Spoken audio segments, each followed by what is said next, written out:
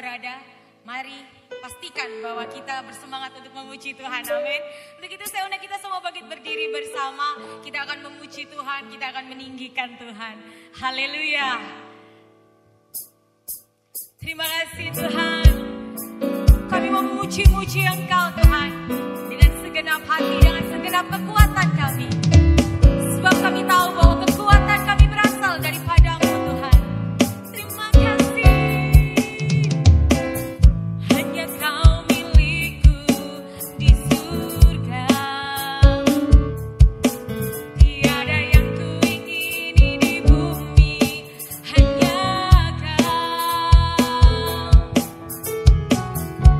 Tak kuandalkan kekuatanku, namun yang pasti Kau tetap selamanya Allah sumber kuatku, Allah sumber kuatku, Allah sumber kuatku dan megangku selamanya. Mari Bapak Ibu Saudara ekspresikan pujianmu untuk Tuhan bersama nyanyikan. Hanya Kau milikku di surga. Tiada yang kuingini di bumi, hanya Kau. Tak kuandalkan kekuatanku, namun yang pasti Kau tetap selamanya Allah sumber kuatku, Allah sumber kuatku, Allah sumber kuatku dan megangku selamanya. Allah sumber kuatku, Allah sumber kuatku, Allah sumber kuatku dan megangku selamanya. Bapak Ibu Saudara percaya bahwa hanya Tuhan yang menjadi sumber kekuatan kita, amin. Saat kita lemah, Dia yang memberikan kekuatan dalam kehidupan kita. Mari Bapak Ibu Saudara dengan penuh iman kita katakan. Tak kuandalkan kekuatanku, namun yang pasti Kau tetap selamanya Allah sumber kuatku, Allah sumber kuatku, Allah sumber kuatku dan megangku selamanya. Allah sumber kuatku, Allah sumber kuatku, Allah sumber kuatku dan megangku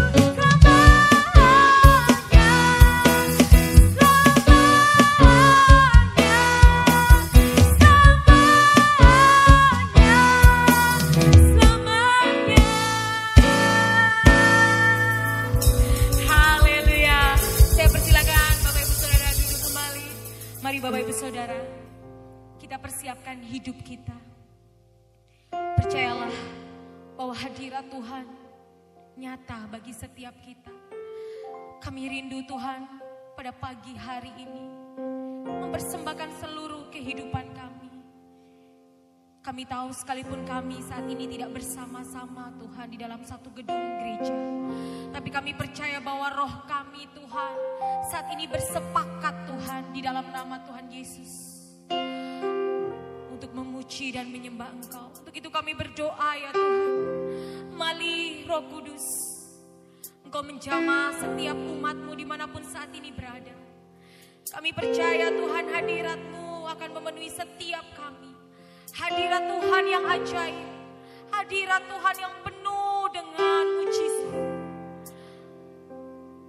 akan dicurahkan di dalam kehidupan setiap sidang jemaat. Untuk itu Tuhan kami mau mempersembahkan seluruh hidup kami pada saat ini untuk memuji menyembah Engkau. Bertahtalah Tuhan di atas penyembahan kami. kami Tuhan Yesus. Terima kasih Tuhan. Kami rindu Tuhan memberikan yang terbaik untuk Engkau Yesus. Tak akan pernah ku sesali mengikut Yesus sepanjang hidupku, lewati lembah air mata, ku saksikan kemuliaan-Mu dinyatakan. Berapapun harga yang harus ku bayar, ku kan tak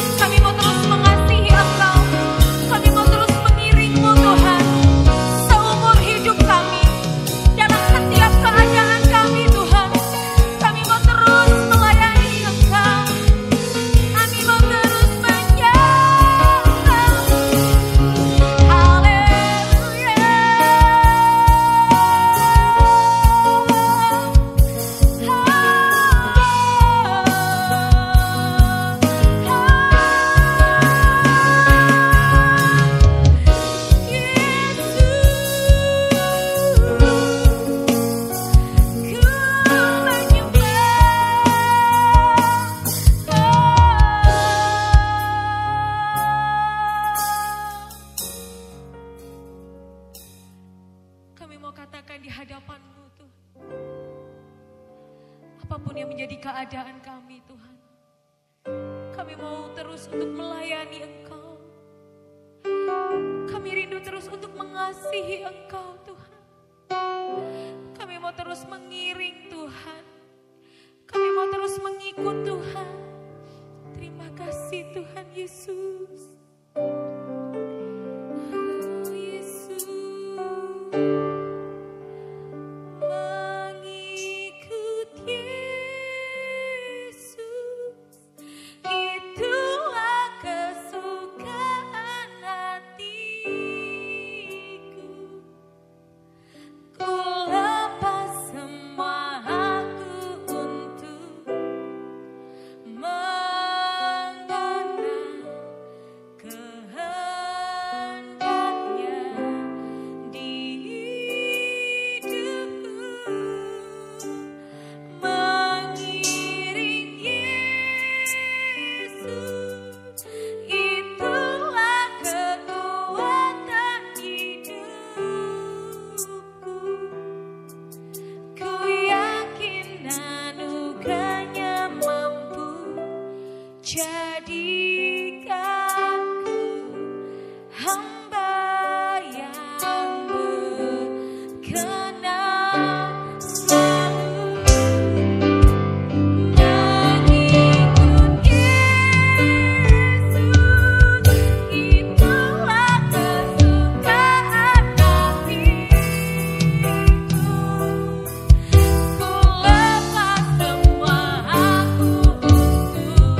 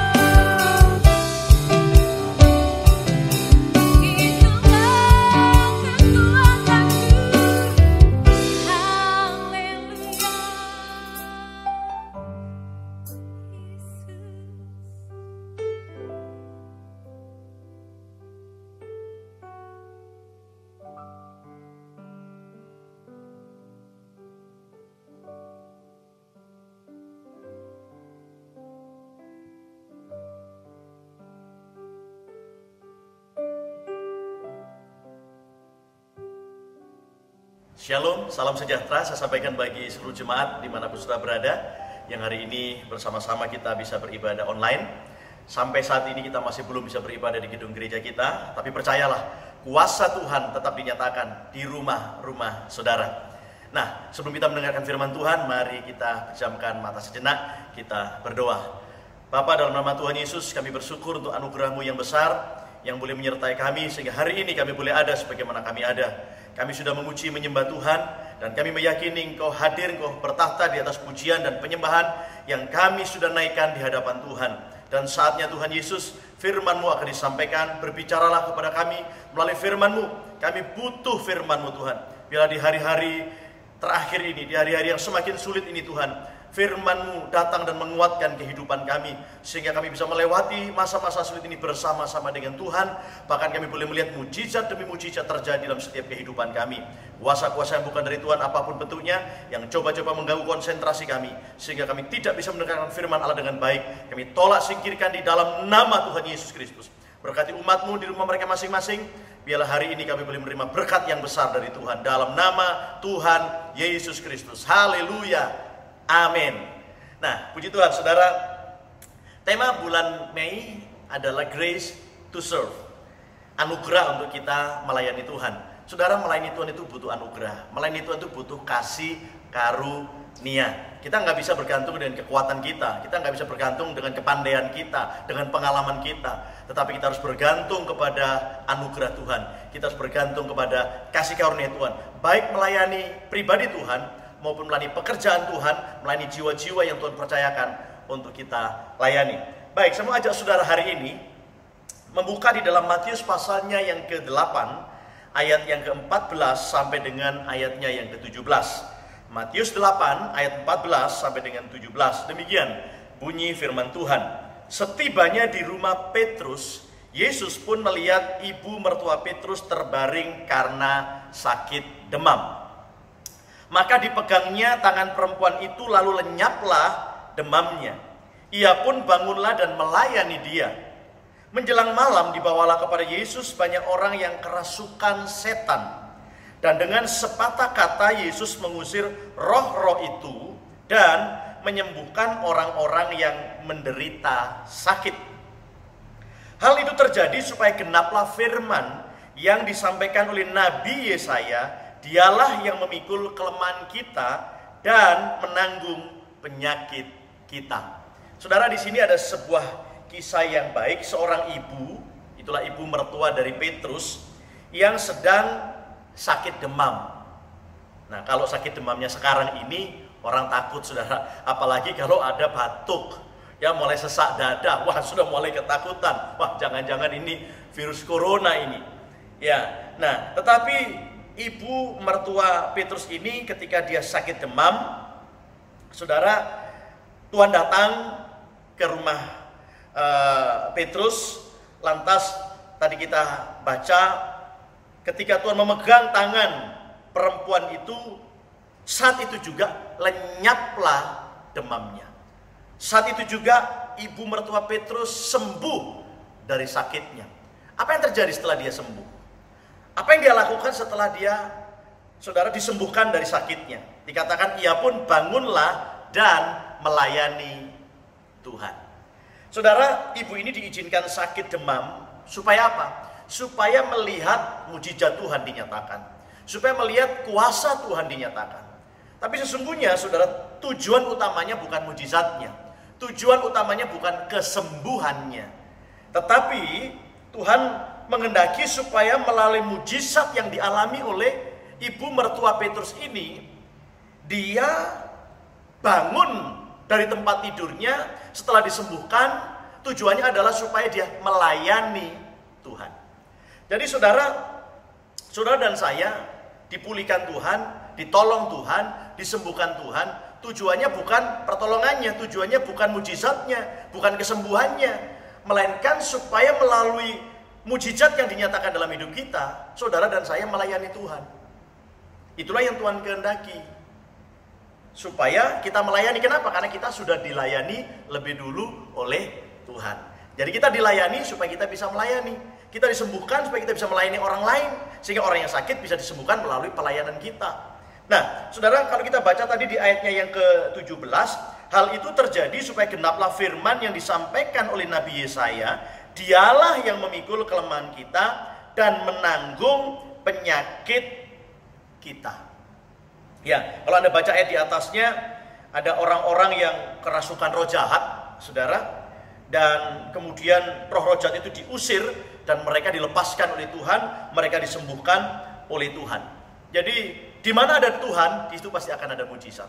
Kalau di rumah saudara ada Tuhan Yesus, di rumah saudara akan ada mujizat. Kalau engkau lemah, engkau akan dikuatkan. Kalau engkau terikat, engkau akan dibebaskan. Kalau engkau sakit, engkau akan disembuhkan. Kalau engkau bimbang dan ragu, Tuhan akan berikan keteguhan kepada saudara. Kalau engkau takut, kalau engkau cemas, maka Tuhan akan berikan damai sejahtera di dalam setiap kehidupan saudara. Kenapa? Karena dikatakan dialah yang memikul kelemahan kita dan menanggung penyakit kita. Kenapa seringkali kita berat? Kenapa seringkali kita tidak sanggup, tidak mampu? Saudara, ketika berhadapan dengan ujian, dengan sakit penyakit, sudah dengan masalah-masalah. Karena seringkali kita pikul sendiri. Masalah itu kita pikul sendiri, persoalan itu kita tanggung sendiri. Kita berusaha dengan cara kita untuk menyelesaikan masalah itu. Kita berusaha dengan cara kita, bagaimana caranya supaya saya bisa sembuh. Saudara, padahal di sini katakan dialah yang memikul kelemahan saudara dan saya. Dialah yang menanggung penyakit saudara dan saya. Saudara, orang-orang yang dirasuk roh jahat, ketika Tuhan datang, mereka dilepaskan.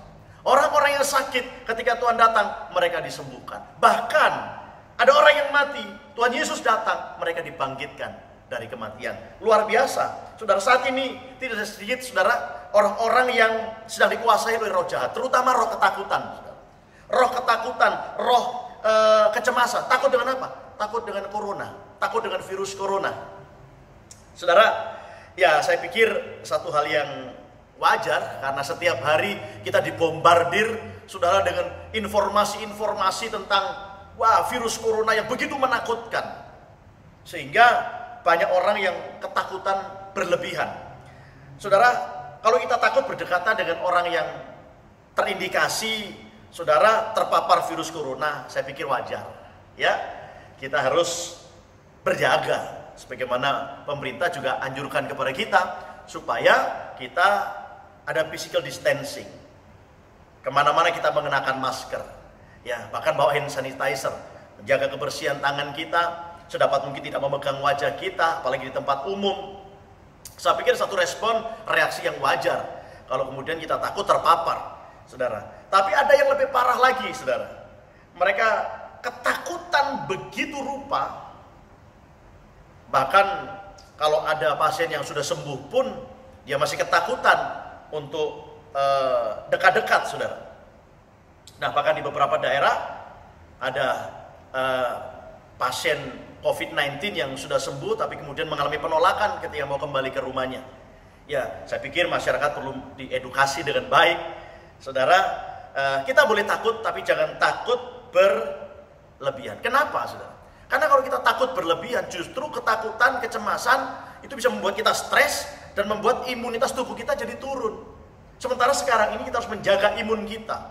Imun kita harus kita jaga, daya tahan tubuh kita harus jaga. Jangan sampai kemudian kita terpapar dengan virus-virus, ya terutama virus corona. Nah, kalau saudara takut, justru membuat saudara imun saudara turun. Sebab itu jangan takut secara berlebihan. Memang saudara, iblis sekarang sedang mempropagandakan roh ketakutan melalui media massa, melalui media sosial. Ini sudah bahkan sudah boleh saya katakan medsos sekarang sebagian malah dipakai oleh iblis untuk melemahkan kita. Dipakai oleh iblis untuk menakut-nakuti kita. Kalau kita takut, kemudian kita lemah, maka imun kita juga akan lemah, saudara. Sebab itu hari ini saya mau beritahu saudara, jangan takut. Kenapa? Kalau musuh yang terbesar saja, apa itu musuh yang terbesar? Maut, sudah dikalahkan di atas kayu salib oleh Tuhan Yesus. Maka musuh-musuh yang lain, sebutkanlah virus, penyakit, dan apapun itu sudah ditaklukkan di bawah salib dari Tuhan Yesus. Makanya dengan tegas tadi dikatakan apa? Dialah yang memikul kelemahan kita, pergumulan kita, persoalan kita. Bahkan dia yang menanggung penyakit kita. Jadi saudara, berjaga itu harus. Ya, kita mesti berjaga-jaga. Kemanapun pergi, jangan lupa mengenakan masker. Bawa hand sanitizer, sering cuci tangan dengan cara yang benar. Saudara ya. Nah, tetapi sekali lagi jangan takut secara berlebihan. Ya, kita memang harus berjaga-jaga supaya kita terhindar dari penularan virus ini. Nah, apa yang harus kita jaga, saudara? Beberapa waktu yang lalu saya sudah berkali-kali sampaikan ada 2 hal yang harus kita jaga.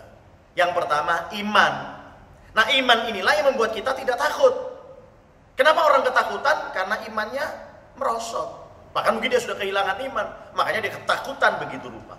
Kita harus jaga iman yang pertama supaya kita tidak dikuasai oleh roh ketakutan, supaya kita tidak dikuasai oleh roh kecemasan. Makanya yang pertama yang kita jaga adalah iman harus dijaga. Ya, dan yang kedua, apa yang kita jaga? Imun. Jadi jaga iman, yang kedua jaga imun. Menjaga iman supaya kita tidak takut. Ya. Menjaga imun supaya imun tubuh kita, daya tubuh kita kuat. Sehingga tidak mudah saudara terpapar dengan virus. Nah, bagaimana caranya supaya bisa menjaga imun kita tetap baik? Imun kita terjaga.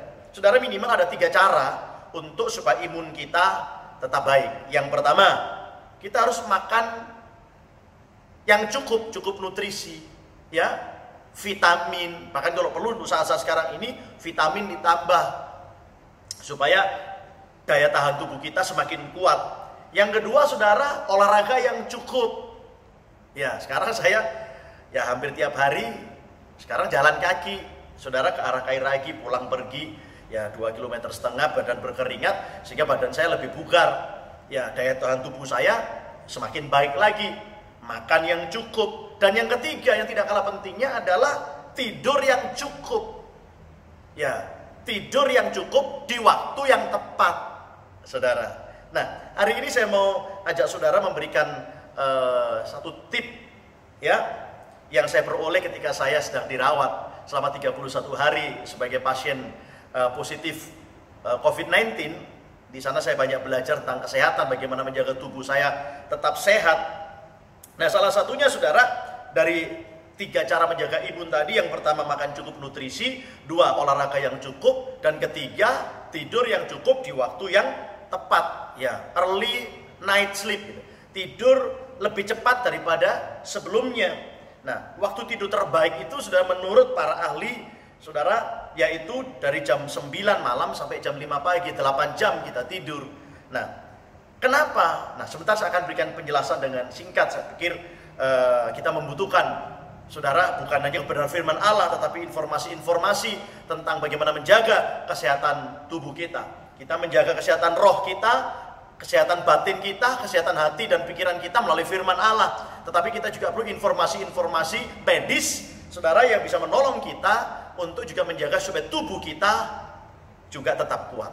Ya, sebab kalau rohnya kuat tapi tubuhnya lemah, maka saya pikir, saudara, tidak seimbang gitu ya. Kita perlu ada keseimbangan dalam hidup kita, sehat rohani dan jasmani. Nah, saudara, sebetulnya Tuhan sudah memberikan kita antibodi di dalam tubuh kita. Antibodi terbaik Tuhan sudah berikan di dalam tubuh kita untuk melawan bakteri atau virus yang membuat seseorang menjadi sakit. Nah, sekarang bagaimana cara Tuhan memproduksi antibodi di dalam tubuh kita? Saudara, Tuhan memberikan antibodi di dalam tubuh kita. Antibodi itu terbentuk pada waktu kita tidur. Ya, makanya Tuhan berikan kepada kita malam hari.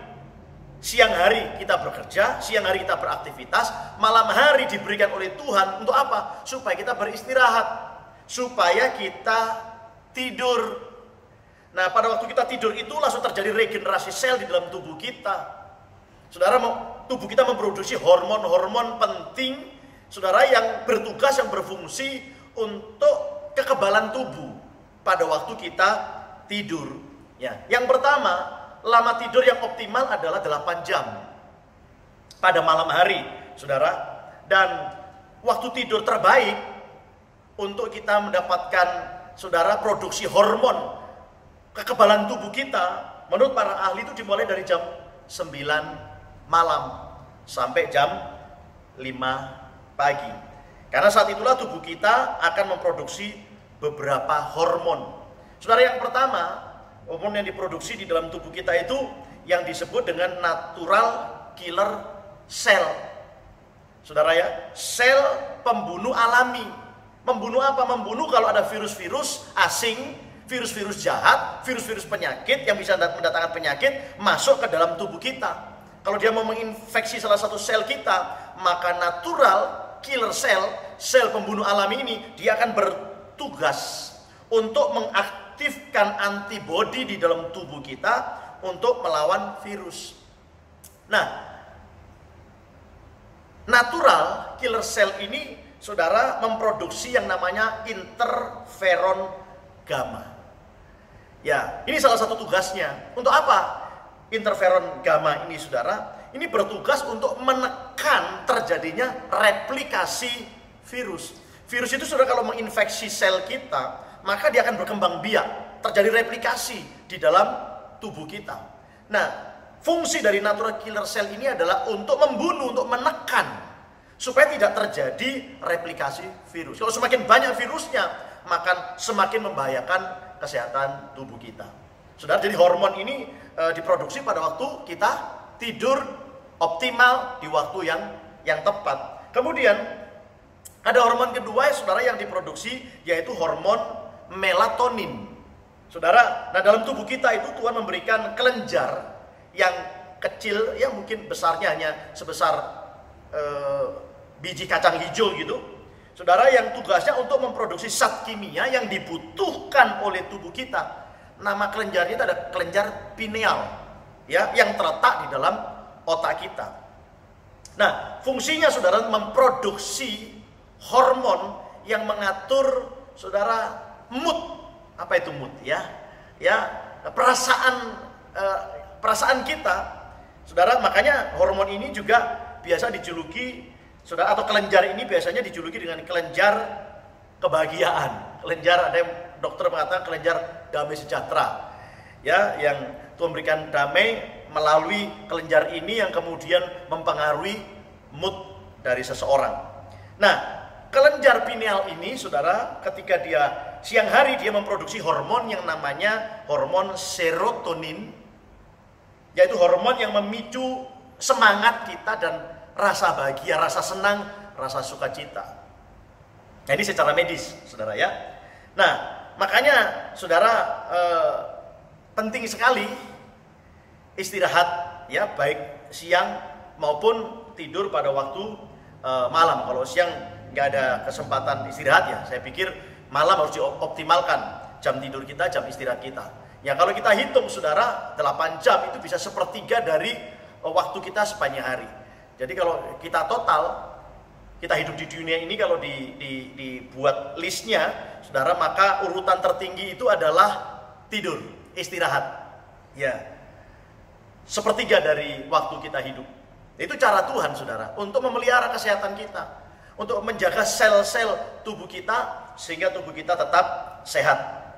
Nah, kalau malam, kelenjar pineal ini, saudara, memproduksi hormon yang namanya melatonin. Kalau siang serotonin, kalau malam mulai diubah menjadi melatonin. Tugasnya apa? Hormon melatonin ini tugasnya mengatur sistem sel di dalam tubuh kita, menjaga efektivitas dan kesehatan sel kita. Tahukah, saudara, ketika infeksi dari COVID-19 atau virus corona ini masuk ke dalam tubuh seseorang, masuk ke dalam tubuh saya pada waktu itu melalui saluran pernapasan. Ya.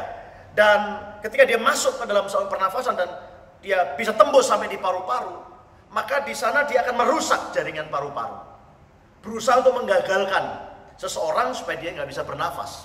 Begitu jahat, saudara, virus ini. Saya suka katakan ini, virus corona ini virus yang jelek dan virus yang jahat, saudara. Tetapi, saudara, kuasa darah Tuhan Yesus sudah mengalahkan virus yang jelek dan jahat ini, saudara. Nah, saudara, hormon melatonin ini yang Tuhan produksi pada waktu kita istirahat itu, tugasnya adalah melawan virus-virus yang jahat itu.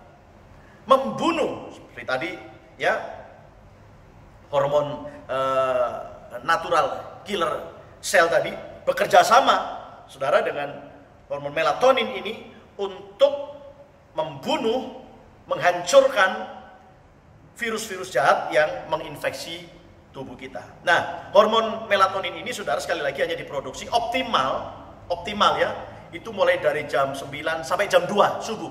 Itu paling optimalnya. Ya, itu terjadi peningkatan produksi. Setelah itu mulai menurun sampai di siang hari hanya sedikit saja. Kemudian hormon yang ketiga yang juga diproduksi, saudara, yang Tuhan kerjakan di dalam tubuh kita pada waktu kita tidur, pada waktu kita istirahat adalah growth hormone atau hormon pertumbuhan. Nah, hormon pertumbuhan ini sudah fungsi utamanya adalah merangsang produksi antibodi yang diperlukan untuk melawan virus.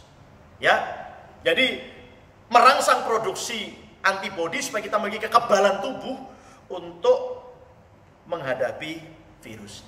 Jadi dari sini sudah kita bisa melihat betapa pentingnya kita menjaga imun, jaga iman supaya kita nggak takut, supaya kita nggak stres, supaya kita nggak cemas. Jaga imun supaya kita memiliki kekebalan tubuh dengan cara makan dengan cukup nutrisi dan vitamin, olahraga yang cukup, dan juga tidur yang cukup di waktu yang tepat. Ya, makanya kalau ada di antara jemaat yang gaya hidupnya atau cara tidurnya selalu di atas jam 11, jam 12, saudara, mari kita ubah jam tidur kita, anak-anak kita awasi mereka jangan sampai main game sampai tengah malam, maka itu justru akan merugikan kesehatan mereka. Ya, mereka akan kehilangan, saudara, begitu banyak hormon yang dibutuhkan oleh tubuh supaya kita bisa memiliki kekebalan tubuh untuk menghadapi virus-virus atau penyakit-penyakit. Nah, sekarang kita kembali kepada ibu tadi, ibu mertua Petrus yang sembuh dari corona. Oh, bukan corona, ya, yang sembuh dari demam, ya, demam saja, saudara. Bukan demam ditambah batuk, ya, ditambah dengan sesak. Nah, itu tanda-tanda dari infeksi corona yang sempat saya alami. Tubuh lemas satu badan, saudara, ya, nyeri di dada. Ya, kalau dulu orang sedikit-sedikit sebelum ada kasus coronavirus, sedikit-sedikit kalau batuk, ya, demam, ya, langsung upload, ya, posting di Facebook. Ya, akhirnya tepar juga, ya, batuk, demam, ya.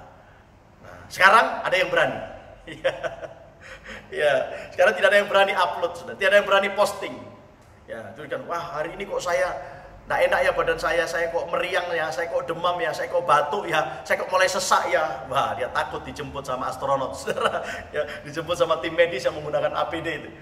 Ya, nah, mari.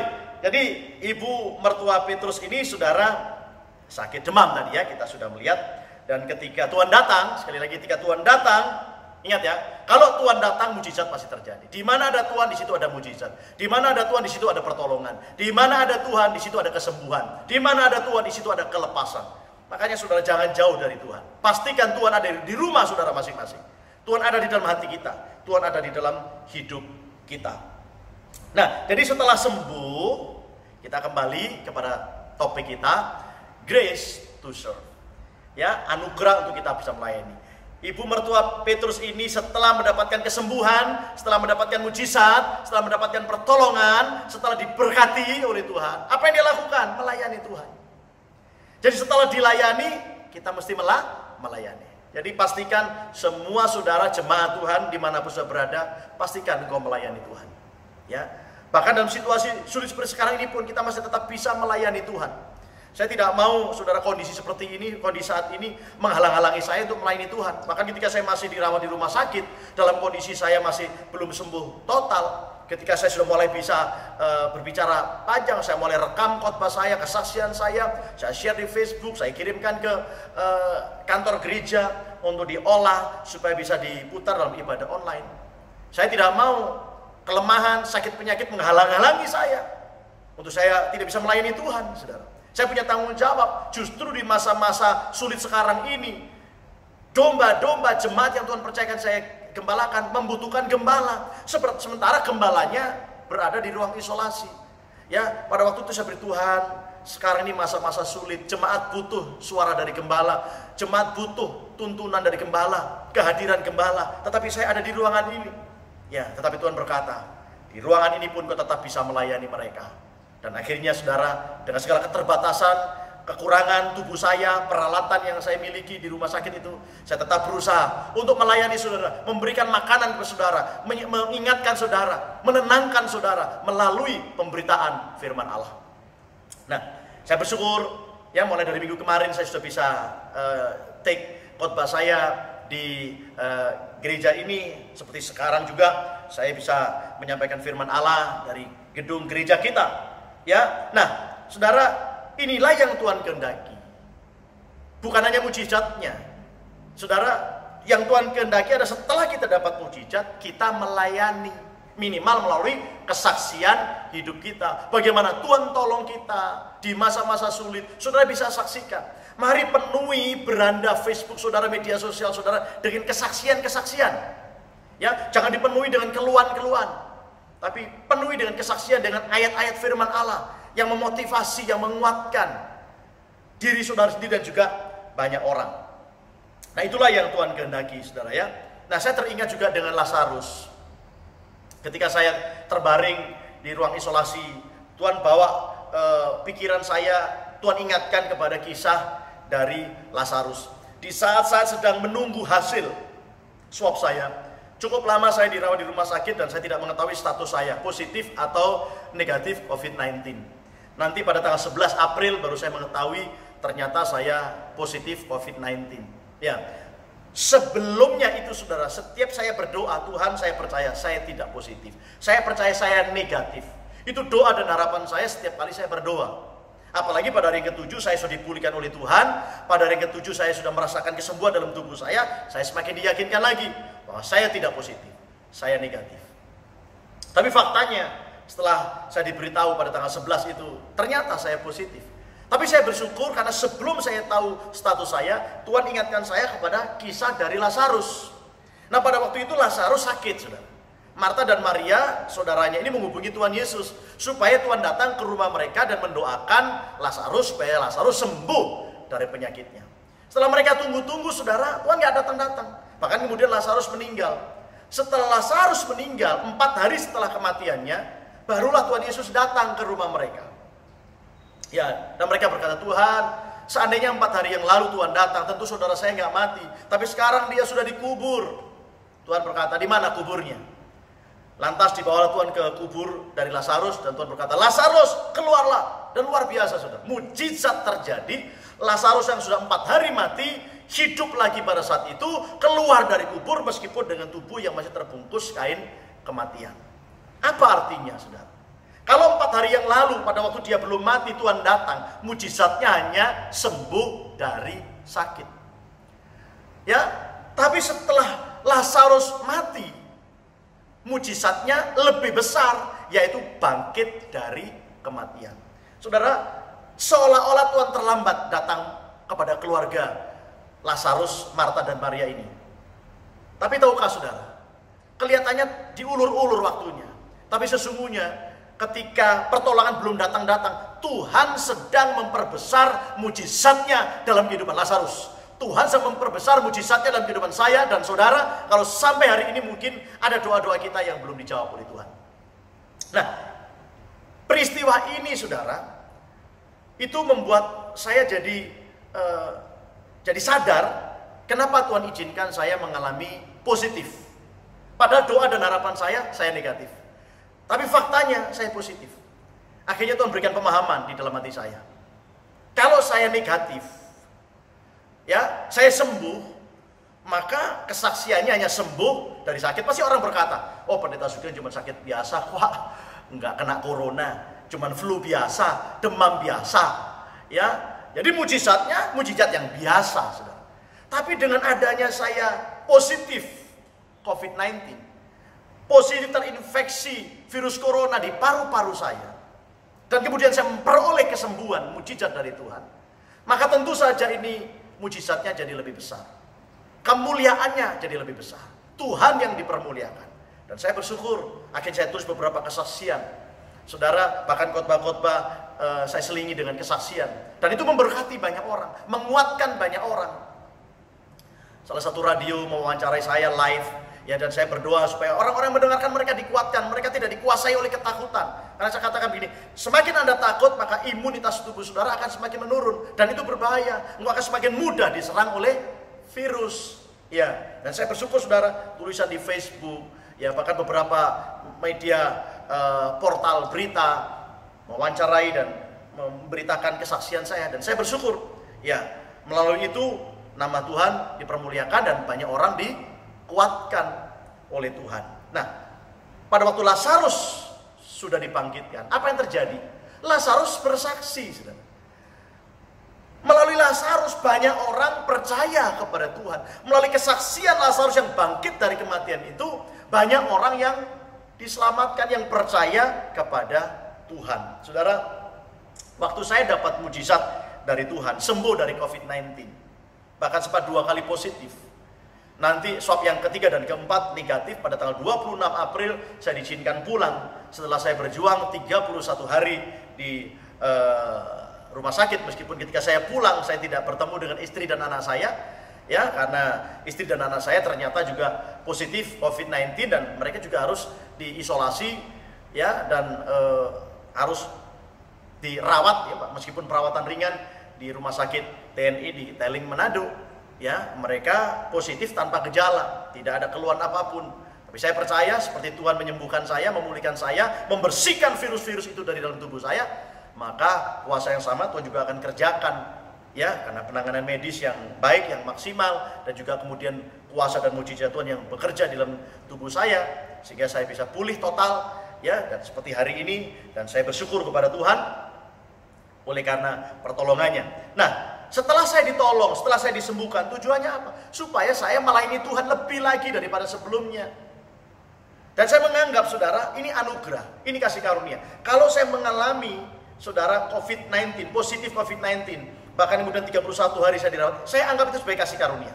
Saya anggap itu sebagai anugerah.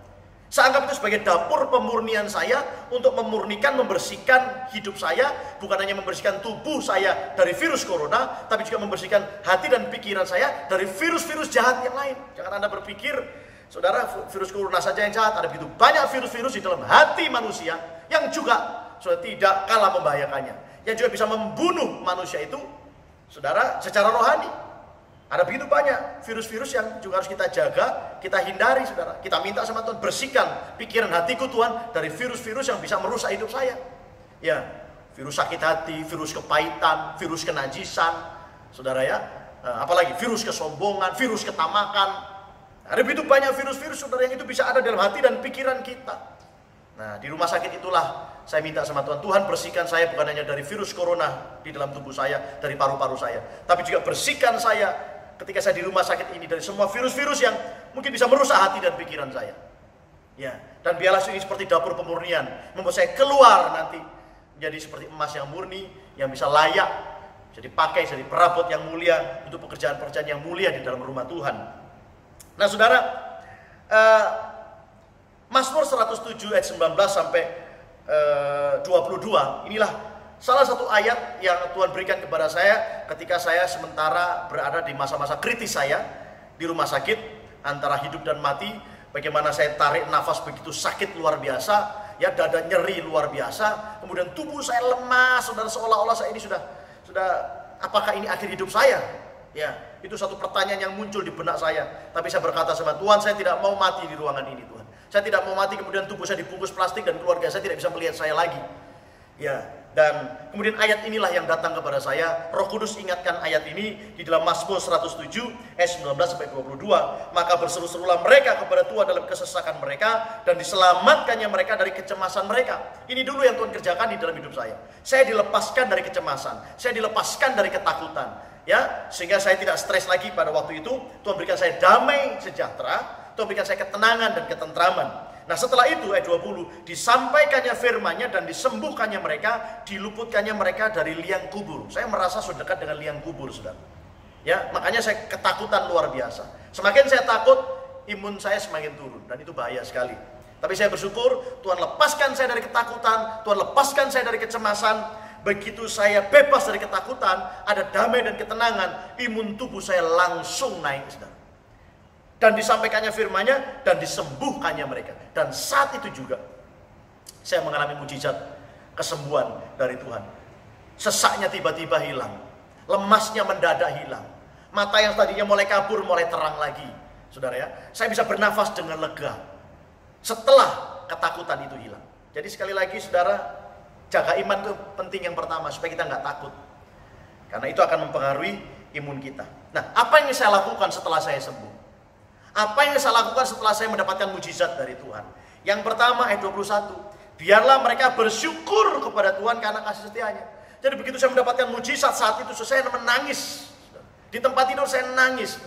Dan saya bertuhan, terima kasih Tuhan. Saya merasakan Engkau begitu nyata. Engkau hadir di ruangan isolasi ini. Setiap kali saya baring-baring dan saya ingat, ya saya bisa bernafas dengan baik. Tidak ada lagi rasa sakit. Air mata saya tanpa saya sadari mengalir. Ya, saya baca kesaksian saya sendiri. Saya baca komen-komen di Facebook. Saya nangis lagi, saudara. Jadi sampai hari ini setiap kali saya ada di kamar, saya baring-baring, saya merasakan bagaimana kebaikan Tuhan dinyatakan dalam hidup saya tanpa saya sadari air mata saya mengalir. Sampai detik ini, saudara. Ya, saya merasakan betapa baiknya Tuhan. Saya bersyukur kepada Tuhan. Saya seolah-olah seperti lahir baru.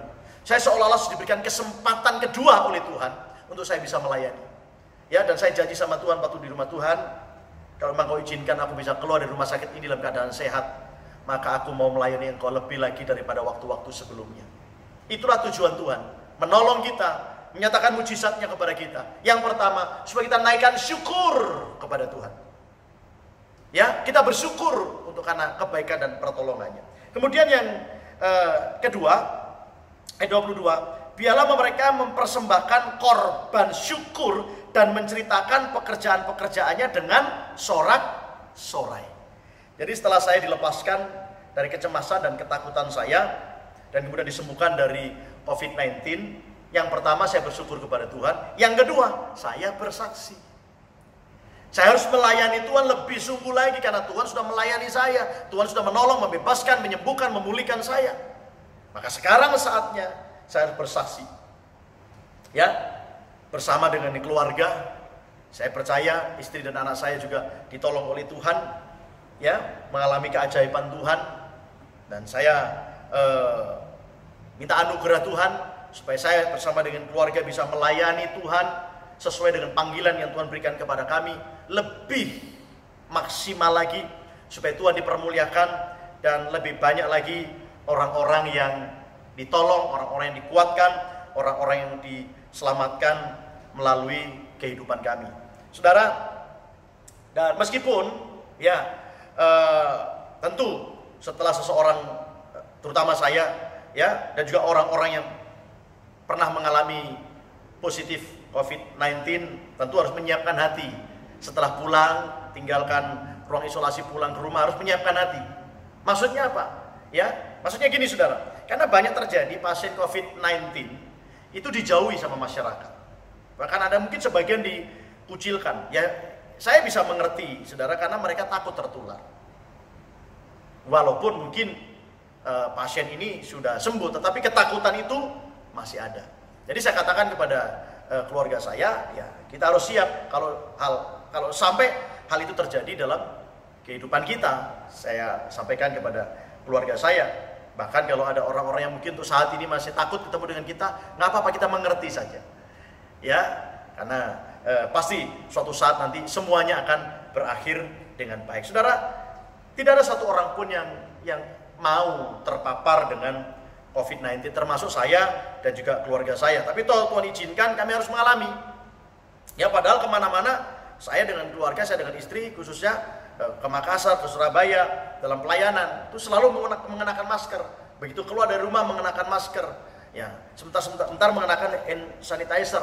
Bahkan sebelum keluar rumah kami sudah berdoa supaya Tuhan jaga dan Tuhan lindungi, saudara. Tetapi toh saya terinfeksi, ya, terpapar dengan virus corona. Sudah berjaga, sudah berdoa, tapi tetap terkena ujian dan pencobaan.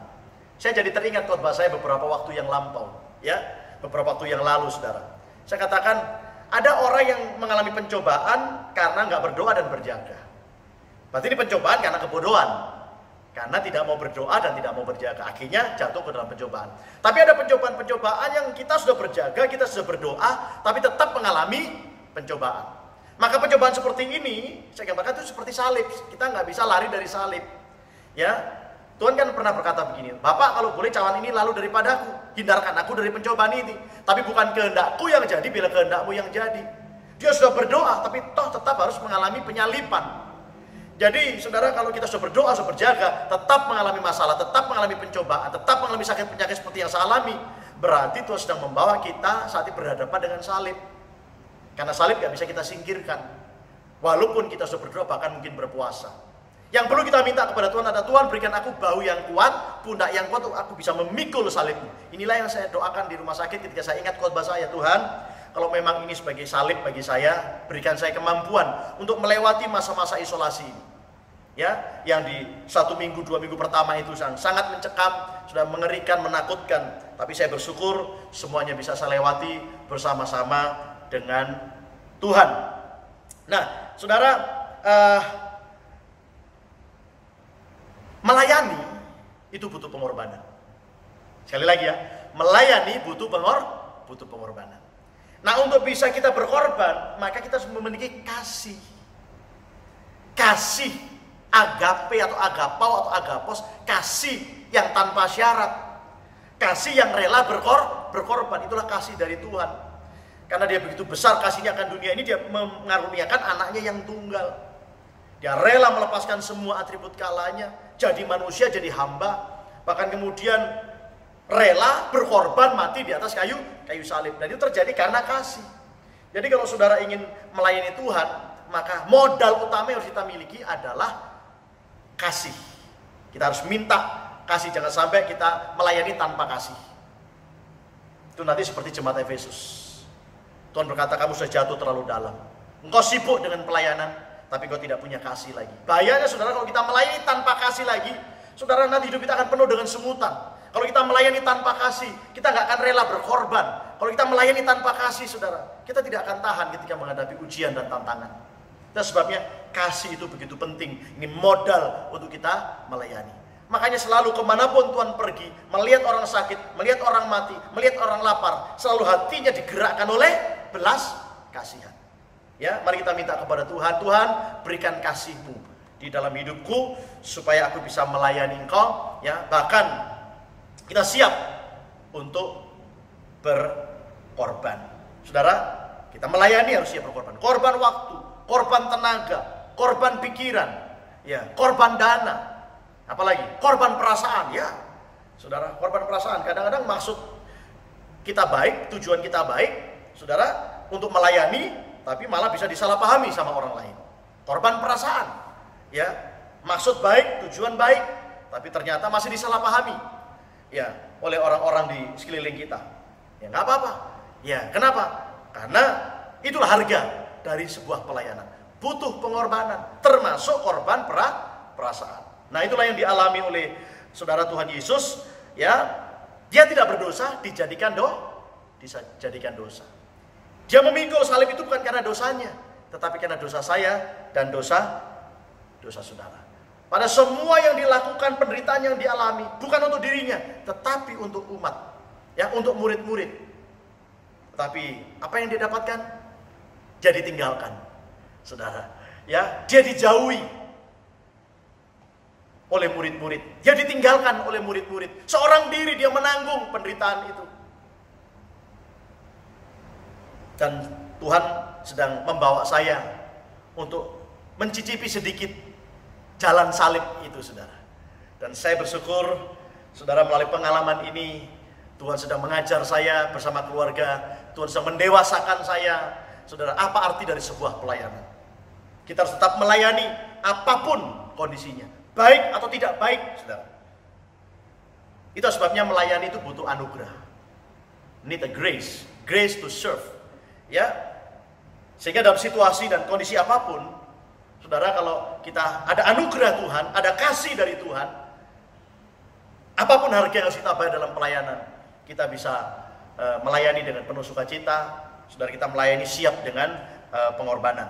Ayat terakhir yang saya mau bacakan bagi jemaat Tuhan, yaitu dalam 2 Timotius pasalnya yang keempat, ayatnya yang kedua. Beritakanlah firman, siap sedialah baik atau tidak baik waktunya, nyatakanlah apa yang salah, tegurlah dan nasihatilah dengan segala kesabaran dan pengajaran. Mari saya ajak seluruh jemaat Tuhan, para pelayan, para pemimpin, beritakan firman. Terus bersaksi. Ya, beritakan yang baik. Kalau sudah ketemu orang lain, jangan ngomong yang negatif, ngomong yang baik, bicara yang baik. Ya, beritakan kabar baik, jangan kabar buruk. Ya, kemana-mana bawa kabar baik, saudara.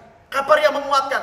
Jangan Anda pergi ke sana kemari ketemu teman, waduh kita bawa kabar yang melemahkan, bawa kabar yang menakutkan. Ya, mulai hari ini, mari kita melayani. Baik atau tidak baik waktunya, beritakanlah kabar baik itu.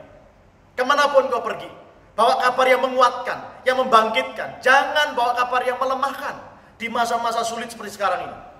Ingat, kalau orang yang mendengar kemudian takut dengan apa yang kita ucapkan, itu membahayakan mereka.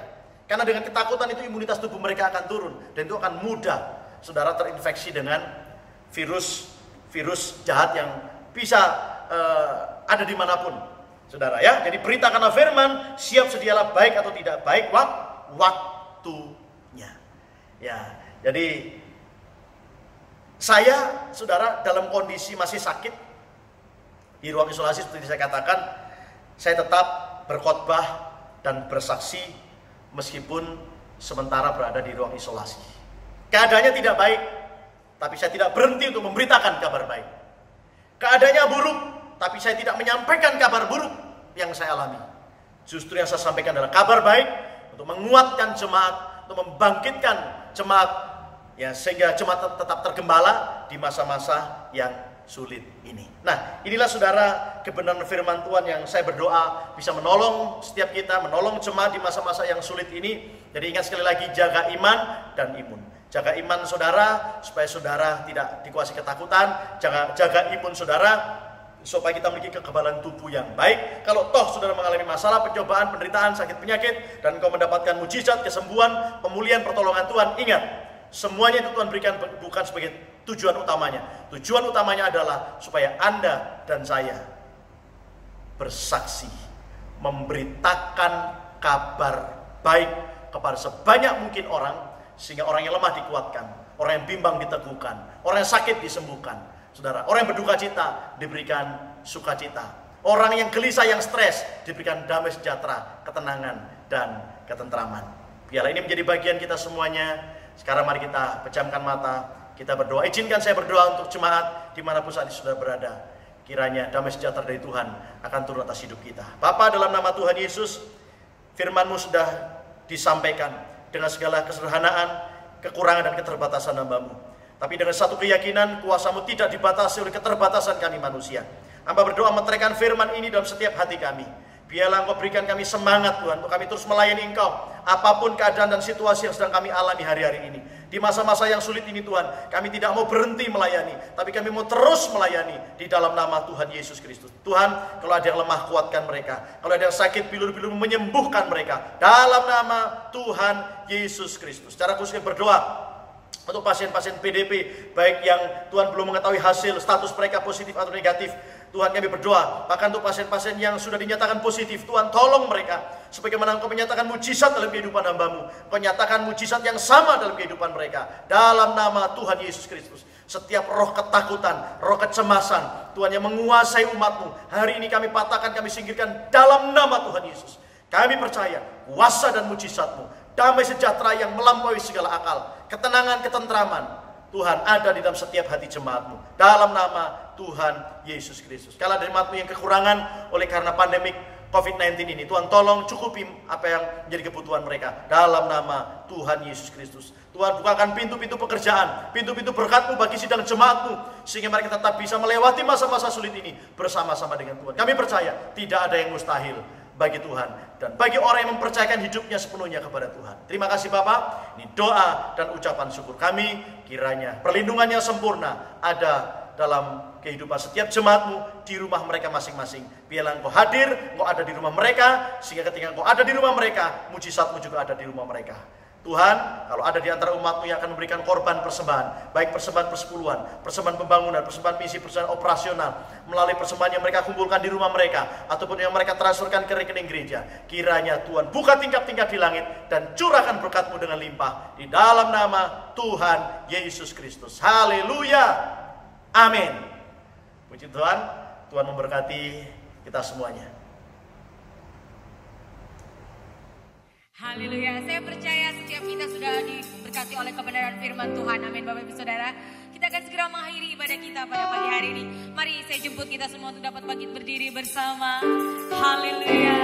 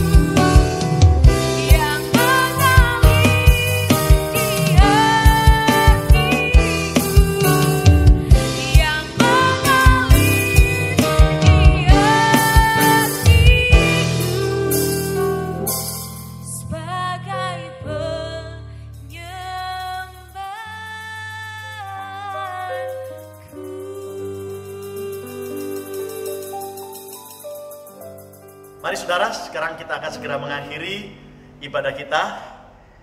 Saya ajak saudara, ayo bangkit berdiri di rumah saudara, ajak keluarga saudara berdiri.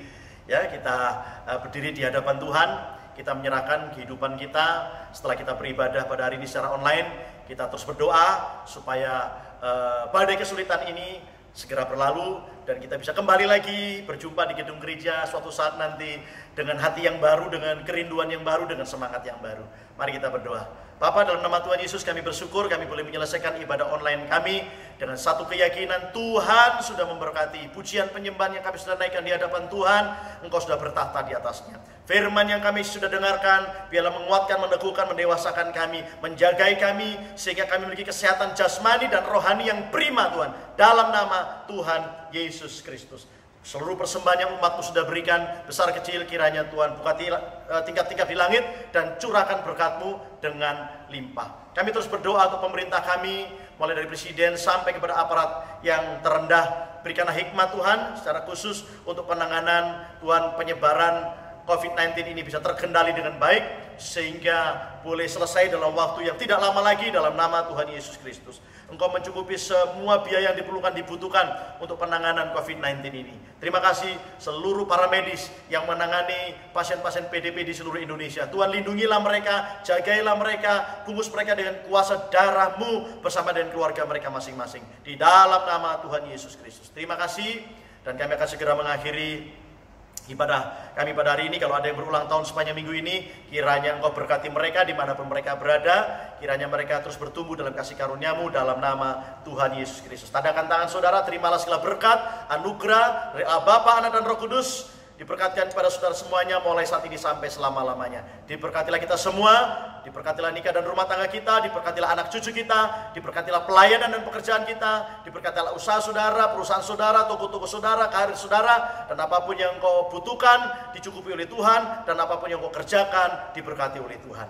Dan jadilah berkat, jadilah jawaban dimanapun Engkau berada mulai hari ini sampai Tuhan Yesus datang menyebut kita dalam nama Tuhan Yesus Kristus. Haleluya. Amin. Puji Tuhan, selamat siang. Tuhan memberkati. Sampai berjumpa lagi dalam ibadah selanjutnya. Shalom. Hadir di sini.